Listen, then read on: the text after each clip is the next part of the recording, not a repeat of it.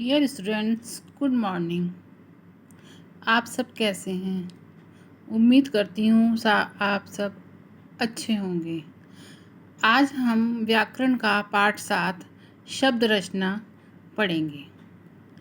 वर्णों के मेल से बनने वाले सार्थक ध्वनि समूह या वर्णों के समूह को शब्द कहते हैं की प्रक्रिया को व्याकरण में शब्द रचना कहा जाता है। शब्द रचना 3 प्रकार से बनती है। नंबर 1 है आपका मूल शब्द के पहले उपसर्ग के योग से। सेकंड है आपका मूल शब्द के बाद में प्रत्यय के योग से। और थर्ड है आपका दो भिन्न भिन्न सार्थक शब्दों समास के योग से। तो शब्द रचना में आज हम पढ़ेंगे उपसर्ग, प्रत्यय और समास। जो उपसर्ग होते हैं वो हमारे मूल शब्द से पहले लगते हैं और अर्थ में परिवर्तन आ जाता है। जो प्रत्यय हैं वो शब्द के बाद में लगते हैं और नया शब्द बनता है। और समास दो शब्दों के योग से मिलकर एक बनता है समास। तो सबसे पहले हम पढ़ेंगे उपसर्ग। तो उपसर्ग हम पढ़ेंगे, उसमें क्या है देखिए, एक पैराग्राफ दे रखा है, उसमें आपके कई शब्द दे रखे हैं जो रंगीन शब्द हैं। ये सारे इनमें आपके उपसर्गों का प्रयोग किया गया है। देखिए, ताजमहल देखना मेरे जीवन का अविस्मरणीय अनुभव था, जिसका स्मरण आज भी किसी साधारण पल को असाधारण बना सकता है। हजारों लोगों के अथक प्रयत्न व परिश्रम से बनी यह कलाकृति का आकर्षण एवं अद्भुत उदाहरण है। देखिए, इसमें लिखा है विस्मरणीय। विस्मरणीय से पहले लगा हुआ है आ क्या है? उपसर्ग। ये लिखा है साधारण। साधारण साधारण से पहले लगा हुआ है आ, तो ये क्या है? उपसर्ग। ऐसे ही आपका लिखा है ये आकर्षक। कर्षक से पहले आ लगा है, ये है उपसर्ग। और ऐसे ही आपके अथक, अथक में थक से पहले आ लगा हुआ है, ये उपसर्ग। प्रयत्न में प्र लगा हुआ है और यत्न मूल शब्द। ऐसे परिश्रम में परि आपका उपसर्ग, परिश्रम आपका मूल शब्द। स्टार्टिंग वाले आपके क्या है? शुरुआत वाले हैं आपके उपसर्ग, और उसके बाद वाला शब्द कहलाता है मूल शब्द। इसको मूल शब्द बोलते हैं। तो पहले लगाते हैं हम उपसर्ग में। जैसे देखिए लिखा है अविस्मरणीय, आ प्लस विस्मरणीय। विस्मरणीय मूल शब्द, आ आपका उपसर्ग। असाधारण, आ आपका उपसर्ग, साधारण आपका मूल शब्द। अथक, अ आपका उपसर्ग और थ का मूल शब्द। इसमें अब आ, प्रई, आ ये शब्दांश हैं जो शब्दों के आरंभ में जुड़कर इनके अर्थ में परिवर्तन ला रहे हैं। उपसर्ग भाषा की वह लघुतम इकाई है जिसका स्वतंत्र प्रयोग नहीं होता, फिर भी इसकी स्वतंत्र सत्ता है, इसलिए इन्हें शब्दांश कहा जाता है। किसी शब्द के आरंभ में जुड़कर उनके अर्थ में विशेषता या परिवर्तन लाने वाले शब्दांश उपसर्ग कहलाते हैं। ये तो आपका हो गया उपसर्ग। ठीक है, अब इसमें हिंदी में 3 प्रकार के उपसर्गों का प्रयोग होता है। नंबर 1 है आपके संस्कृत के उपसर्ग, दूसरा है आपका हिंदी के उपसर्ग, और तीसरा है विदेशी उपसर्ग। हिंदी के उपसर्ग हैं जो हिंदी भाषा से आए हुए हैं, संस्कृत के उपसर्ग हैं जो आपके संस्कृत भाषा से आए हुए हैं, और विदेशी शब्द वो होते हैं जो आपके अरबी, फारसी या अंग्रेजी भाषा के प्रभाव से आए हैं। ये सारे आपकी बुक में लिखे हैं संस्कृत के उपसर्ग। ये इनके अर्थ लिखे हुए हैं और इनसे जो उपसर्ग लगाकर कुछ आपके ये शब्दांश बनाए हुए हैं, ये हैं आपके उपसर्ग। ऐसे ये है आपका हिंदी के उपसर्ग। इसमें भी आपके उपसर्ग लगे हुए हैं, अर्थ दिया हुआ है इनका, और इन्हीं से आपके नए शब्दों का निर्माण कराया गया है। इसके बाद है आपका विदेशी उपसर्ग। ठीक है, ये आपके उपसर्ग, ये इनके अर्थ और ये इनके उदाहरण दे रखे हैं, मतलब कि इनसे मिलकर जो नए शब्द बने हैं वो हैं। तो हमने ये है कि किसी शब्द के प्रारंभ में जुड़कर उनके अर्थ में विशेषता या परिवर्तन लाने वाले शब्दांश उपसर्ग कहते हैं। उपसर्गों के 3 प्रकार हैं, संस्कृत के उपसर्ग, हिंदी के उपसर्ग और विदेशी उपसर्ग। ये तो थे उपसर्ग। अब हम पढ़ेंगे आपके प्रत्यय। प्रत्यय क्या होते हैं? ये आपके मूल शब्द के बाद में लगते हैं। जैसे आपके उपसर्ग मूल शब्द से पहले लगे थे और जो प्रत्यय हैं वो आपके मूल शब्द के बाद में लगते हैं। अवधि, ठीक है, इसमें अवध हो गया आपका मूल शब्द। इसमें लगाई ई की मात्रा, ये ई की मात्रा लगाई तो ये बन गया अवधि। ऐसे व्यवहार, ये मूल शब्द, इक प्रत्यय। आपका जो भी वर्ण है वो सारा आपका मात्राओं में चेंज हो जाता है, बदल जाता है।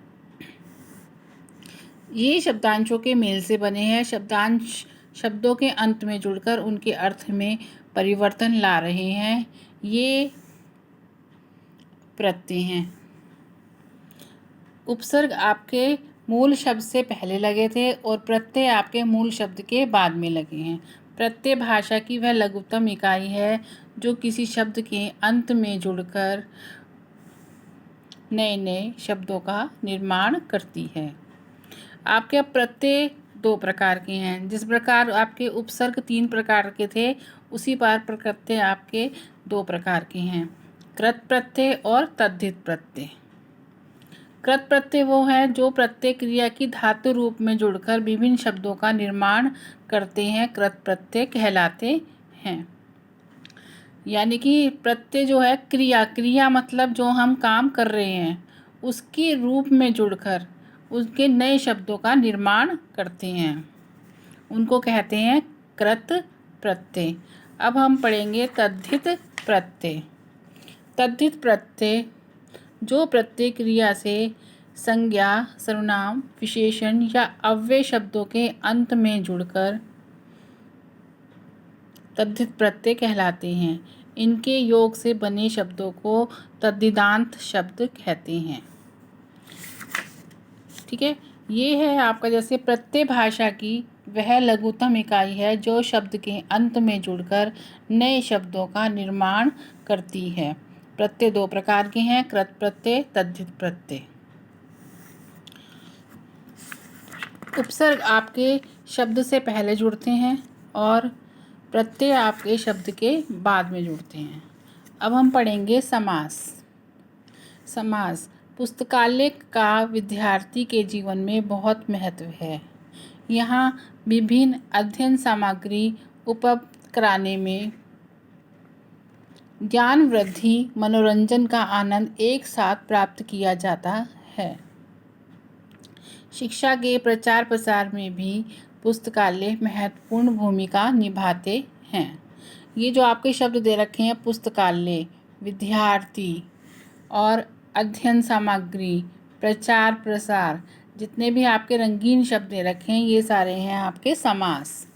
समास क्या, देखिए, पुस्तक आलय, ये आपके मीनिंग है पुस्तकों के लिए आलय। आलय मतलब घर, पुस्तकों का घर। विद्यार्थी, विद्या का अर्थी, विद्या को जानने वाला विद्यार्थी। अध्ययन सामग्री, अध्ययन के लिए सामग्री। ज्ञान वृद्धि, ज्ञान की वृद्धि। प्रचार प्रसार, प्रचार और प्रसार। इसमें देखिए के लिए, का, के लिए, की, और, ये सारे समासों की में आते हैं। ये कौन कौन से समास है ये हम आगे पढ़ेंगे। जब 2 या 2 से अधिक शब्दों को मिलाकर एक नया शब्द बनाया जाता है उस प्रक्रिया को समास कहते हैं। समास अब कितने प्रकार के हैं ये देखिए। पहला है आपका अव्ययीभाव, दूसरा है आपका तत्पुरुष समास, तीसरा कर्मधारय समास, चौथा द्विगु समास, 5वां द्वंद्व समास और 6 है आपका बहुब्रीहि समास। समास कितने प्रकार के हैं? समास के 6 भेद हैं, अव्ययीभाव, तत्पुरुष, कर्मधारय, द्विगु, द्वंद्व और बहुब्रीहि। सबसे पहले पढ़ेंगे हम अव्ययी समास। अव्ययी समाज क्या होता है? देखिए, इस समाज में दो शब्दों से मिलकर जो शब्द बनता है वह अव्यय या क्रिया विशेषण का काम करता है, इसलिए इसका नाम अव्ययीभाव समास है। दूसरा है आपका तत्पुरुष समास। तत्पुरुष समास में आपके जितनी विभक्तियां हैं, जिनके चिन्ह हैं, उन्हीं सभी का प्रयोग हुआ जाता है। ठीक है, जैसे कर्ता ने, कर्म को, करण से, ये ने, को, से, में, पर, के लिए, है ना। जितने भी ऐसे वाले विभक्ति चिन्ह होते हैं, ये सारे आपके तत्पुरुष समास में प्रयोग किए जाते हैं। जब हम समास का विग्रह करते हैं तो ये सारे आपके विभक्ति चिन्ह लगते हैं, और जब हम इनको जोड़ते हैं तो इन विभक्ति चिन्ह का लोप हो जाता है। जैसे देखिए, समस्त पद, यश प्राप्त, ये एक पूरा शब्द है। ठीक है, इसको हम अलग करेंगे तो ये बन जाएगा यश को प्राप्त, इसमें लगा को, ये क्या है? विभक्ति चिन्ह। विग्रह पढ़ने पर विभक्ति चिन्ह लगेगा और इसको हम जोड़ेंगे तो ये विभक्ति चिन्ह हट जाएगा। ऐसी ग्राम गत, ग्राम को गत, गत मतलब गया हुआ, ग्राम मतलब गांव, तो यहाँ पे लगा है को, ये भी आपका क्या है? विभक्ति चिन्ह। ठीक है, इसको जब हम विग्रह करेंगे तो ये विभक्ति चिन्ह लगेगा, जब हम इसको जोड़ेंगे तो ये विभक्ति चिन्ह हट जाएगा। ये है आपका तत्पुरुष समास। तीसरा था कर्मधारय समास। कर्मधारय समास की ये पहचान है कि दोनों पदों में विशेषण और विशेष्य, या इसको हम कह सकते हैं उपमान या उपमेय का संबंध होता है। विशेषण और विशेष्य उसे कहते हैं जिस शब्द की विशेषता बताई जाए। विशेषण और जिस शब्द की विशेषता बता रहा है वो है विशेष्य। देखिए, समस्त पद, समस्त मतलब समास, नीलांबर, ये जोड़ा हुआ है, इसको हम विग्रह करेंगे तो बनेगा नीला है जो अंबर, यानी कि अंबर कैसा है? नीला है। इसकी अंबर की विशेषता क्या है? वो नीला है। तो ये हो गया विशेष्य और ये हो गया आपका विशेषण। ऐसे ही महाकाव्य, ये समास, इसको विग्रह करने पर बनेगा महान है जो काव्य। इसमें काव्य कैसा है? महान है, बड़ा है। ठीक है, काव्य, काव्य क्या हो गया? इसकी विशेषता बता रखी है कि वो महान है, तो काव्य है आपका विशेष्य और इसकी विशेषता बताने वाला शब्द क्या कहलाएगा? विशेषण। जहाँ पर विशेषण और विशेष्य का प्रयोग होता है वहाँ पर आपका कर्मधारय समास कहलाता है। आगे है आपका चौथा द्विगु समास। द्विगु समास क्या होता है? इसमें आपकी पहला पद हमेशा संख्यावाची होता है, इसमें पूर्व पद संख्यावाची होता है और उत्तर पद विशेष्य होता है। इसके अतिरिक्त यह समूहवाची भी होता है। समूहवाची मतलब एक पूरे समूह को दर्शाता है। ये समूह मतलब सबका ग्रुप, जो उसे हम बोलते हैं इंग्लिश में। पूर्व मतलब पहला, पद मतलब शब्द, संख्यावाची मतलब गिनती वाला, और उसके बाद वाला शब्द होता है विशेष्य। विशेष्य मतलब जिसकी विशेषता बताई जाती है उसे कहते हैं विशेष्य, जो हमने अभी कर्मधारय समास में भी पढ़ा था। सत सई, ये आपका समास, इसको हमने विग्रह किया तो 700 दोहों का समूह। सात, ये सात है, ये संख्या आ गई, गिनती आ गई 700, तो इसलिए एक होगा द्विगु समास। जहाँ पर भी गिनती वाली कोई शब्द आता है, गिनती वाला कोई समास आता है, तो वहाँ पर आता है द्विगु समास। इसकी ये पहचान है, हमेशा पहला पद आपका संख्यावाची होता है और दूसरा पद आपका विशेष्य होता है। दोपहर, इसको हम विग्रह करेंगे तो ये बनेगा दो पहरों का समाहार, यानी दो पहरों को मिलाया गया तो वो बन गया दोपहर। ठीक है, दोपहर, दो आ गया। चौराहा, चौराहा जहाँ पे चार राहें मिलती हैं उसको बोलते हैं चौराहा, यानी कि चार, चार भी आपका संख्यावाची। समाहार मतलब मिलाया हुआ, तो ये क्या हो गया? संख्यावाची। ये हो गया आपका विशेष्य, इसलिए यहाँ भी क्या कहलाएगा? द्विगु समास। सब में पहला शब्द क्या है? संख्यावाची। जैसे त्रिवेणी, तीन, शताब्दी, शत, 100, पंचवची, 5 वटों। पहला, हमेशा पहला पद क्या है? संख्यावाची, इसलिए ये कहलाएगा द्विगु समास। उसके बाद है आपका पांचवा द्वंद्व समास। इसमें दोनों पद प्रधान होते हैं, पहला भी और दूसरा भी। दोनों पदों की अपनी महत्ता होती है, इसलिए ना इसकी ज़्यादा वैल्यू है ना इसकी ज़्यादा वैल्यू है, दोनों की वैल्यू बराबर है, इसलिए इसको दोनों पद प्रधान है, इसलिए हम इसे कहेंगे द्वंद्व समास। अर्थात मतलब दोनों पद समान स्तर के होते हैं।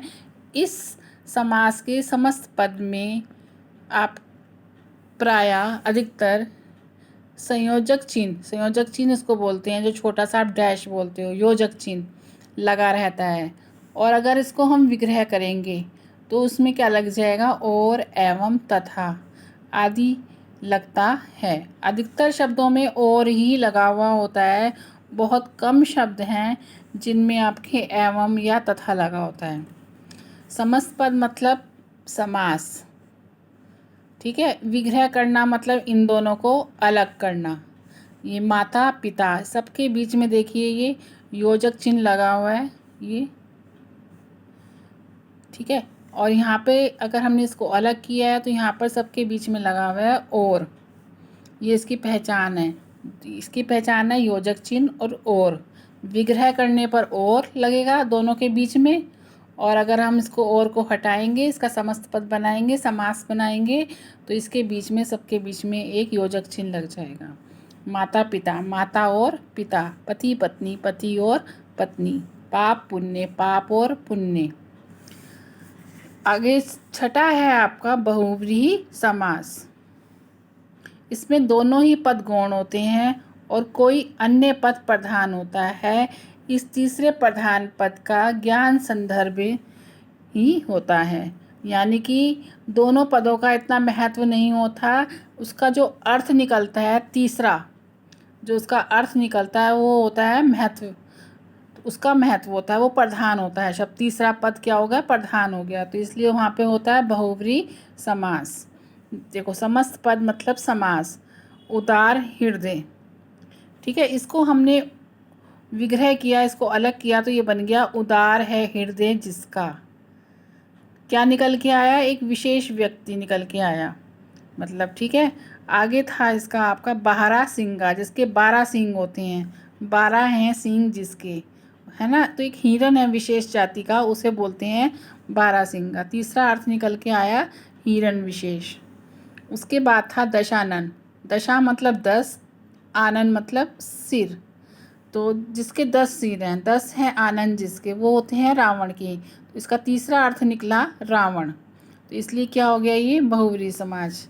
महात्मा, महान है जो आत्मा जिसकी, व्यक्ति विशेष, ये तीसरा अर्थ। चक्रधर, चक्र को धारण करने वाला कौन होता है, विष्णु, तो ये तीसरा अर्थ निकला विष्णु।